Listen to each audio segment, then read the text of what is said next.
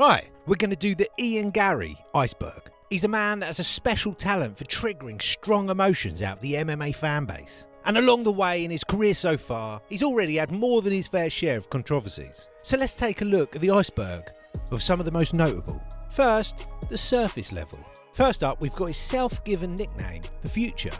When he first jumped onto the scene, it was a talking point for fans and commentators alike. And it's received mixed reactions. Many fans remarking that he needs to work on the present after a handful of lacklustre performances. Then we've got the Conor quotes. Ian has made no secret of the fact that he wants to be just like Conor. And that's one thing, but he has been criticised for copying Conor's actual words directly. It's one thing trying to be like Conor, but when you're using your prime spotlight moments to actually copy Conor verbatim, it is a bit much. I'm not here to take part, I'm here to take over was a big one. When I talk, people listen, and there's many more. Displaying early on the need in Garry to find his own voice. And then closely related, we've got the Conor walk. In the same vein, a big moment for Ian early on was after his debut win against Jordan Williams. After his win in the octagon, he famously copied Conor's strut. But now we move on to the middle layers, the Neil Magny situation. In the build-up to their fight, Ian took some comments that Magny had made about teaching Garry a lesson, like he would dishing out tough lessons to his kids. Garry took this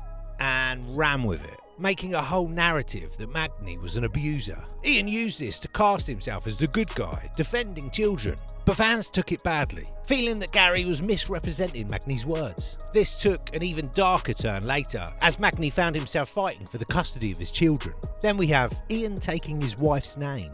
Ian chose to take his wife's last name. While the reason for this is actually quite nice, so that Layla's other son would feel fully like a part of the new mixed family. For the MMA audience, this was seen as unmanly and received a lot of criticism and mockery. This was the beginning seeds of the under-the-thumb view of Ian's relationship with his mummy manager boss wife. And then we have the cringy moment of writing a hit list. As skilled a fighter as Ian is in the octagon, he's pretty terrible at presenting himself well on social media. A highlight of this was when he posted a video of himself writing a hit list. This incredibly cringy move didn't play out how Ian had expected, and he was pretty harshly mocked. Meeting Conor. Around the time that Ian was being criticised for copying Conor so closely, a picture was circulated of a very young Ian Garry as a fan standing with Conor.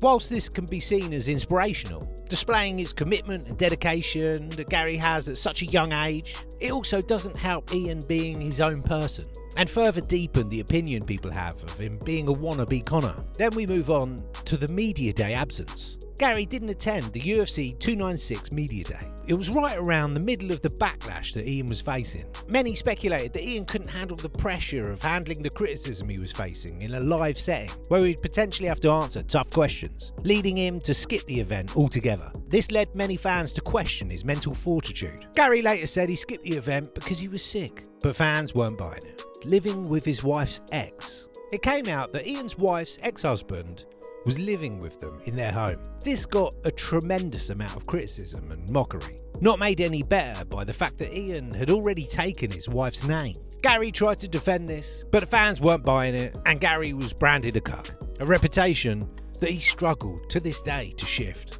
And then we have going vegan. Around the same time as the ex-husband living with them shitstorm, it came out that Layla's ex-husband was also Ian's nutritionist. On top of that, he'd made Ian go vegan. And on top of that, he himself wasn't vegan. You can't make this shit up. Needless to say, fans had a field day. And now we find ourselves at the deeper layers. How to be a wag. Around the time that Ian and his wife were under fire, it came out that years ago, before meeting Ian, his wife Layla had written a book about how to find, date, and pin down pro athletes to live off of. This was a terrible revelation at a terrible time, and further fed into the public opinions around their relationship. Then we have the spoiled kid. As a part of his impersonations of Conor in his early career, Ian had made out that he'd had a tough background and come up with nothing. This was later contradicted when it was noted that Ian had a fairly privileged upbringing, having access to high quality training and resources from a young age. The ban from Team Renegade. Ian was kicked out of the team and had to go in search of a new home base. According to Ian, it was to protect the ego of Leon Edwards, who was the champ at that time and also trained at that gym. But according to the trainers at that gym, it was because of Ian's bad attitude, big ego, and constantly having a film crew around him. Garry has since settled at the Shootbox gym in Brazil. Moving on to turning off the comments. Around the time of the original shitstorm, Ian was quick to turn off his social media comments. This is generally seen as a bitch move, and it didn't help Garry's case. Many UFC fighters, including Sean Strickland and Colby Covington, had a lot to say about this. Fairly recently though, after a long time, Garry has actually turned his comments back on. The darkest steps. His wife attacking fans. Of the many terrible PR moves that the Retardo Garrys have made, Layla attacking the fan base was probably one of the worst. She made a series of posts and videos insulting the fan base. In the videos, she came across incredibly unlikable, to a point that it makes you suspicious that she was trying to infuriate the fan base further, in an attempt to stay in the spotlight. MMA Guru. One of Ian and Layla's targets was the MMA Guru. As you would expect, this didn't go too well. The Guru just enjoyed the attention and his fan base went for them. The whole thing was a bit of a nightmare. And then we have the lawsuits. In their typical fashion of never quite getting it right, when Ian and Layla were under a lot of scrutiny, they quickly resorted to threatening people with lawsuits. If they weren't already unlikable enough, this should seal the deal. Strickland, the MMA Guru and others all reported being threatened with legal action. The whole thing was an absolute PR disaster.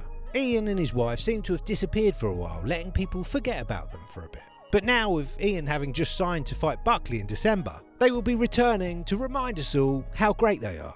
How far Ian will go in his career is still unknown, but one thing's for sure, he's never going to be a fan favourite.